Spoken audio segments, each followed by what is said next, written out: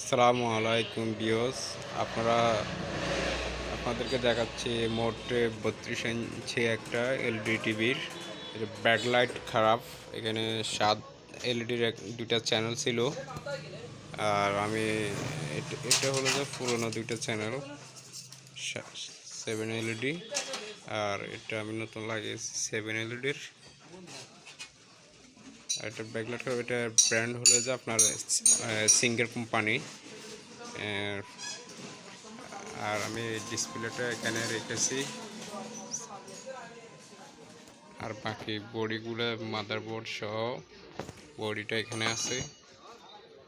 আর এটা বেশ কিছুদিন, আরও 1 বছর আগে আমি এটার একটা ব্যাকলাইট এর কনভার্টার লাগিয়েছিলাম। ব্যাকলাইটের কনভার্টার লাগানোর উদ্দেশ্য হলো যাই আপনার অরিজিনাল যে মাদারবোর্ড ছিল এটার ব্যাকলাইট এর ড্রাইভারটা এই টিকটিকি ঢুকে যাওয়ার পরে ওই ব্যাকলাইটের সার্কিটটা খারাপ হয়ে গেছিলো। তো পরে আমি আলাদা একটা ব্যাকলাইট এখানে লাগিয়েছিলাম 1 বছর আগে। 1 বছর পরে এখন আবার ওনার এই ব্যাকলাইটটা খারাপ হয়ে গেছে। তো